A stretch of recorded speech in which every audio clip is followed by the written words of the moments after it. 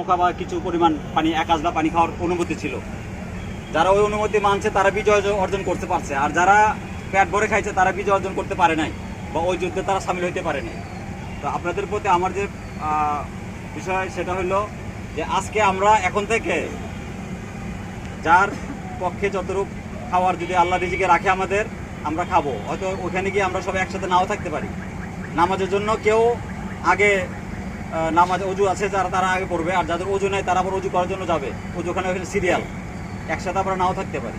যদি একসাথে থাকি আর যদি আমরা কিছু খাই তাহলে আপনারাও পাবেন ইনশাল্লাহ। আর যদি না থাকি বা না খাই, আমাদেরকে আজকের যে সময়টা এটাকে আমাদের রোজার নিয়তে আমাদেরকে রাখতে হবে। আমরা ইনশাল্লাহ যদি আমাদের সাথে দেখা হয় পরবর্তীতে আমরা প্রয়োজনীয় ইফতারি নিয়তে আবার আমরা খাবো। কিন্তু প্রোগ্রামটা আমাদের বাস্তবায়ন করতে হবে, খাওয়ার চিন্তা করা যাবে না।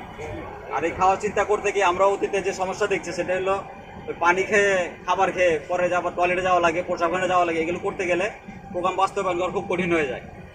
এখন আশেপাশে অনেকে দেখবেন খাবে, খাচ্ছে, অনেকে প্যাকেট করে নিয়ে আসছে। ওগুলো দেখে আমাদের মন কষ্ট নেওয়া যাবে না। আপনার কি এ ব্যাপারে কোনো প্রশ্ন আছে কিনা, আমার সাথে একমত কিনা? আল্লাহ রিজিকে রাখে আমাদের, পানি যদি রিজিকে রাখে আমরা পানি খেয়েই থাকবো ইনশাআল্লাহ। ঠিক আছে না ভাই? এই ব্যাপারে আমরা একমত। ইনশাআল্লাহ আমরা এখানে 4টা পর্যন্ত থাকবো, এরপর আমরা ইনশাআল্লাহ রওনা দেব। ঠিক আছে ভাই, আর কারো কোনো প্রশ্ন আছে? নাই না? ঠিক আছে ইনশাআল্লাহ। জি, শুকরিয়া।